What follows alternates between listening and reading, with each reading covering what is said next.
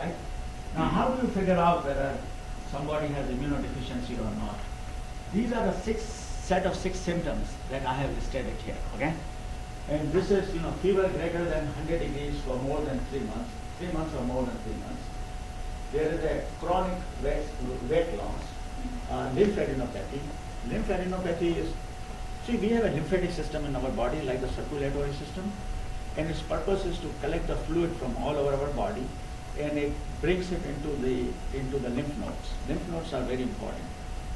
As a matter of fact, many times, and that was the case at one time, you go to these surgeons and they are trained in a certain way and say, we can only figure it out if your breast cancer has spread to the other part of the body or not. I'm going to take all your lymph nodes out. What are the side effects? Or no side effects. Because if you have the cells in the lymph node, it tells you that the cancer has spread to the other place. Not a good idea at all. Actually, there are parallel procedures available, and I think the patients have to be educated. We have a procedure which is called lymphatic mapping.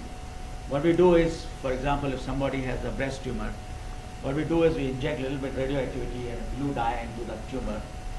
We let this person relax for 2 hours. Then, lymph nodes are very strategically located in our body. So then you go to the armpits and you look where is the radioactivity. If the radioactivity, you see which cells are blue cells. Now those are the cells which are draining from the area where the tumor is, correct?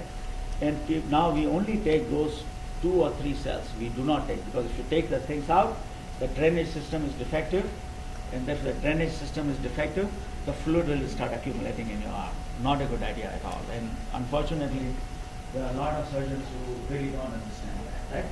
So this is called lymphadenopathy. Simply means swelling of the lymph nodes, and it's an indication that there is an infection someplace in our body, right? Then you have diarrhea, 3 months or more, fatigue, and a night sweat. If you have any 3 of these symptoms which persist for a long period of time, it is a clear indication that the immune system is not working, okay? But when immune system is not working, doesn't mean you have an HIV infection, because I told you how immunodeficiency diseases are, right? So really there are diagnostic procedures by which we can rule out everything else and put our finger and say this is the HIV which is responsible for it. And there are very specific diagnostic tests for the HIV. This is how the virus looks like. This is a thin section under the electron microscope. So this is the cell, the cells are the T helper cells, or these are also called CD4 plus cells. It depends whether you are looking at the medical textbooks or you are looking at the basic textbooks. We call T helper cells, some people call them CD4 plus cells. They are talking about the same cell. So this is the cell, and you see this is the virus which is released. Now let's look at it at a little bit higher magnification and how it looks like. And this is how it looks like. You see how this structure is? This is the true HIV under the electron microscope at high magnification.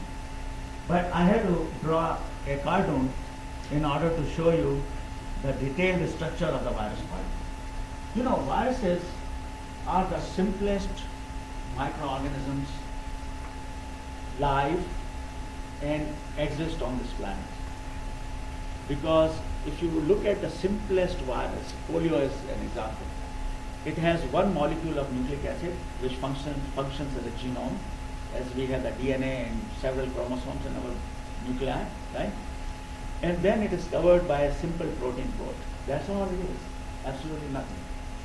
But some viruses are more complicated than that. And what they have done, they have acquired, in addition to the protein coat, so you have a nucleic acid molecule in the center, which is really covered by a protein shell, and this protein shell is then covered by a lipid bilayer. And in this lipid bilayer, there are certain type of proteins, right? So you can see this. I'm going to start from inside. So HIV has 2 RNA molecules, one RNA and the other RNA molecules. It has certain enzymes. 2 important enzymes to be noted. One is called reverse transcriptase, and the other one is called protease inhibitor, protease itself, or the proteolytic enzyme. And then it is covered by a protein shell. Then these are the other proteins, and this red area that you see is really the lipid membrane, and within this lipid membrane there are these two proteins. One is called the envelope, GP41 is this green one, and GP121 or 120, some people call it, is this blue one, right? So this is how, it's a very simple virus. This is how it looks like. And HIV wasn't the first virus that we have seen. We have known about these kinds of viruses for a long period of time. Now, if you guys remember, there was a big dispute for a long period of time, whether it is HIV which is causing the disease or it is something else. And there were a lot of scientists who were arguing that it is really not the HIV. They were all wrong, there's no doubt about it. Because there are very specific ways in science by which we relate a specific microorganism to a specific disease. Okay? And these were given over 150 years ago, these rules, by a German scientist. His name was Robert Koch. And what he suggested, making a very complicated story very simple, he said that we have to have an experimental model for the disease.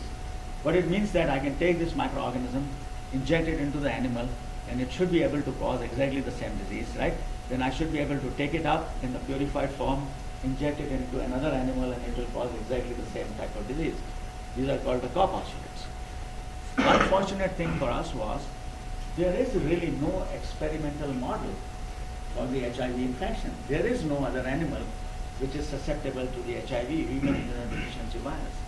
I think the only susceptible animal to HIV is chimpanzee. And when I was working in 1985, when I left NIH, you know, a chimpanzee baby in 1985 cost us $36,000. Okay? And apart from that, even in the chimpanzees, it does not cause the same disease, what we call it.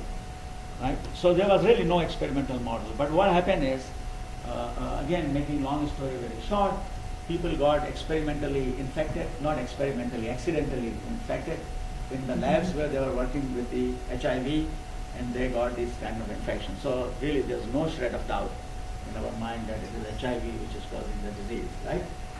Now, how does this virus replicate? Again, viruses are very unique. If you look at all other microorganisms, even the ones which are single cell animals like amoeba, bacteria, things like this, all these living organisms divide by a process that we call binary fission. So the cells get a little bit larger, then it divides into two cells. Then the two cells will divide into four cells. Follow me? Viruses don't do that at all. This is why we never say viruses grow. We never say that. Viruses replicate. And actually that process of replication, I think, is very similar to what you see in the auto assembly factory in vitro. So all these different components are made, okay? And then the process of assembly occurs, and you have the virus. So we have, the viruses are live. There are a lot of viruses, including influenza, that we can now make it in the lab without any shred of doubt. And these will be alive. So we really, if this is the creation of the life, man has created life already. These viruses will multiply, and then you know this pandemic flu for 1918, which killed millions and millions of people. We did not know how this virus looks like. You know, somebody had it. Now we know how it looks like. I hope it will never get out.